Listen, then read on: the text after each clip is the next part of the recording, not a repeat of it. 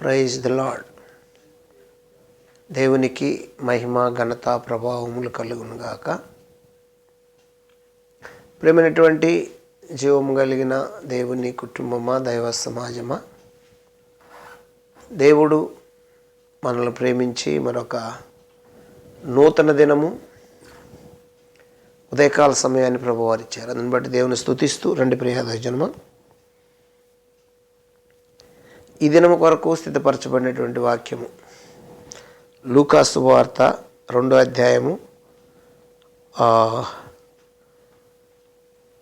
1 నుంచి 5 వచనాల వరకు మనము ఈరోజు క్లుప్తంగా ధ్యానం చేద్దాం.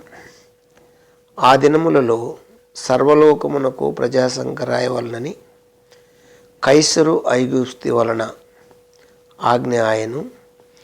ఇది కురేనియా సిరియా దేశమునకు అధిపతి అయి ఉన్నప్పుడు జరిగిన మొదటి ప్రజాసంఖ్య.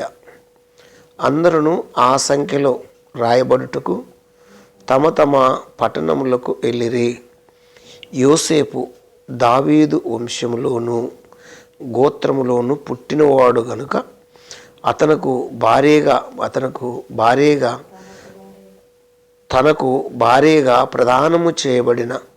ప్రదానము చేయబడి గర్భవతి అయి ఉండిన మరియతో కూడా ఆ సంఖ్యలో రాయబడుటకు గలిలయలోనే నజరేతు నుండి యూదాలోనే బెత్లెహేము అనబడిన దావీదు ఊరికి వెళ్ళెను. ప్రార్థన. పరిశుద్ధుడు, ప్రేమ కలిగిన తండ్రి, స్తోత్రాలు. చదవబడిన వాక్యంలో కొన్ని విషయాలు మాకు నేర్పించి నీ స్వరం వినిపించి మహిమ పొందమని యేసునామమున అడుగుచున్నాను తండ్రి, ఆమేన్. హల్లెలూయా. దేవునికి స్తోత్రం కలుగునుగాక. ప్రేమైనటువంటి జీవం కలిగిన దేవుని కుటుంబమా, దైవ సమాజమా, మరి యేసుక్రీస్తు జనన విధము ఎట్లనగా అని లేఖనము చెప్పుచున్నది. అలాగే యేసుక్రీస్తు జన్మదినాన్ని మనము మరి డిసెంబర్ నెల పుట్టగానే మరి యేసుప్రభు జన్మదినాన్ని మరి జ్ఞాపకం చేసుకుంటూ పండుగ చేస్తూ లేఖనాలు కూడా ఆయన పుట్టుక గురించి, జన్మం గురించి ధ్యానం చేస్తూ మనం వస్తూ ఉన్నాం కదా. అయితే యేసుప్రభు జన్మించకముందు, యేసుప్రభు పుట్టకముందు రాయబడినటువంటి లేఖనములో ఉన్న విషయాలు మనం ఆలోచిస్తే, యేసుప్రభు పుట్టకముందే యేసుప్రభు గురించి, లేదంటే యోసేపు గురించి, మరియ గురించి జనసంఖ్యలో రాయబడినది అని లేఖనం ఇక్కడ సాక్ష్యమిస్తుంది. అంటే గర్భములో ఉన్న బిడ్డను కూడా ఆ రోజు జనసంఖ్యలోకి తెచ్చి రాసేవారు. అయితే ఈ జనసంఖ్యలోకి రాసే క్రమంలో కూడా ఈ ప్రవచనము నెరవేర్పుల్లో ఒక భాగము.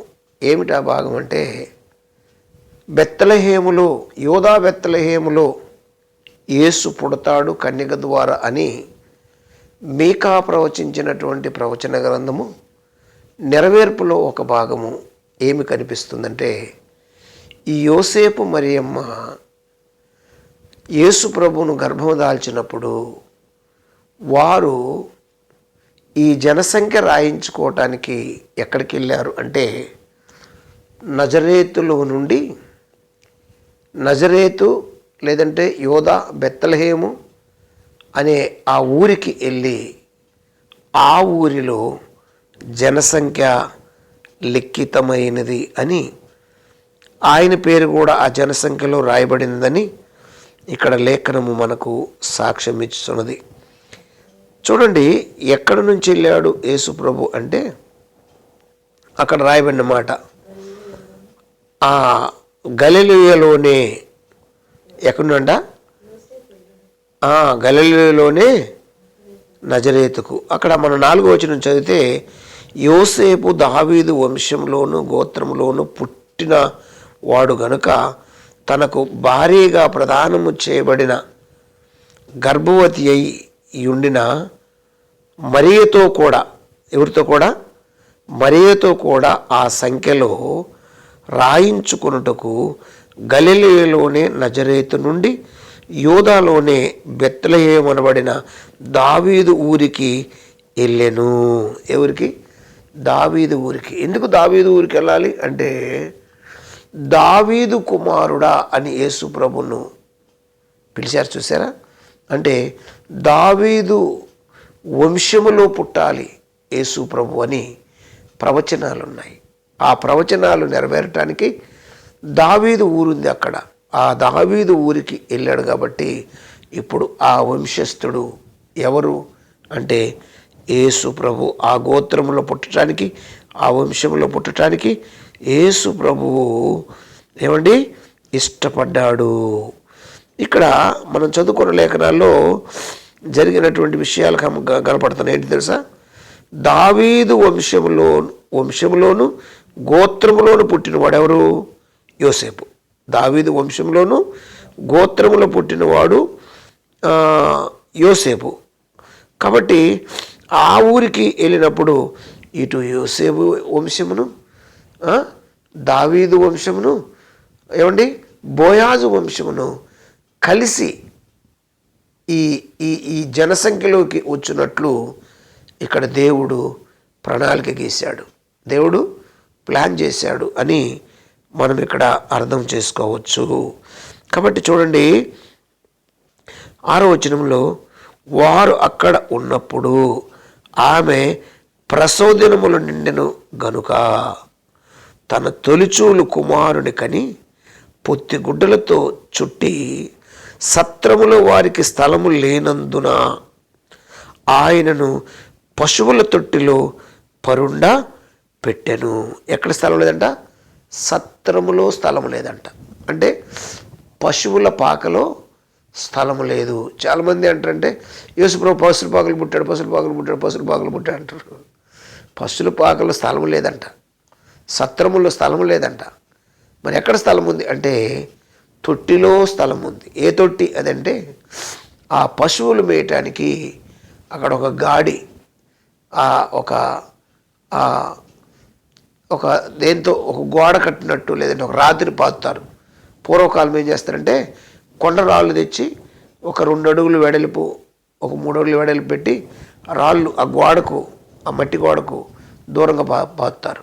పాతి అక్కడ ఒక గుంజ పాతుతారు. దానికి కడితే ఇవన్నీ ఏం చేస్తాయంటే దానికి ఆ రోజు మేసే ఆ తొట్టిలోకి వెళ్ళి, ఆ గాడిలోకి వెళ్ళి ఆ వేయబడినటువంటి మేతను తింటాయి. అటువంటి తొట్టిలో యేసు ప్రభువుని పుత్తి గుడ్డలతో చుట్టి పడుకోబెట్టారు అని, పరుండబెట్టెను అని లేఖనము సాక్ష్యమిస్తుంది. దేవునికి స్తోత్రం కలుగునుగాక.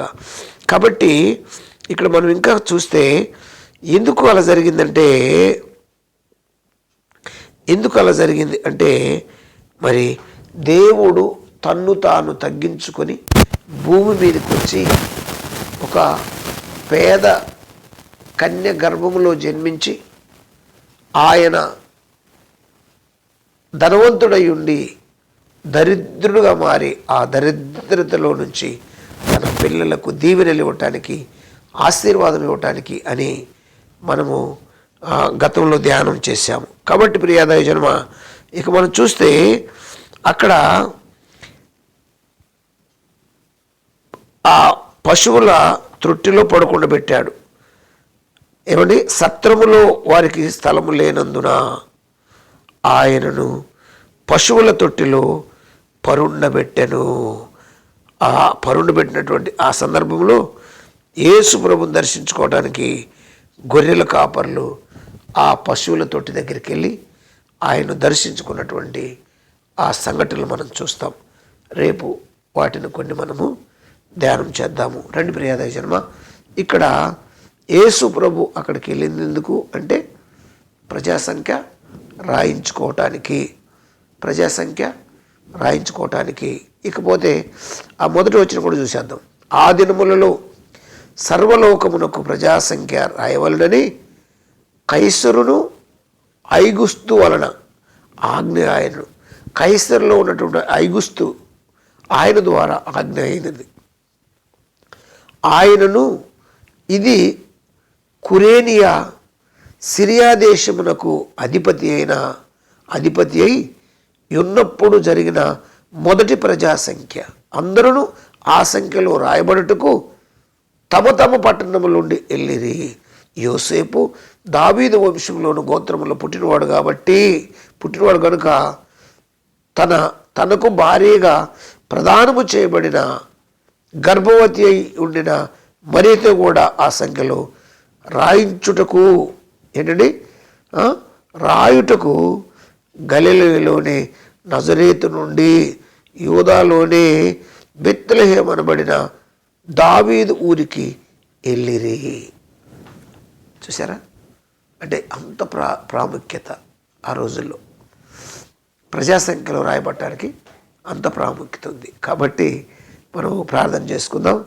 మిగతా విషయాలు రేపు ధ్యానం చేద్దాం. పరిశుద్ధుడు, ప్రేమ కలిగిన తండ్రి, స్తోత్రాలు, కృతజ్ఞతలు చెల్లిస్తూ మహిమ ఘనత పొందమని యేసునామములో అడుగుతున్నాను తండ్రి. ఆమేన్. హల్లెలూయా. దేవునికి స్తోత్రం.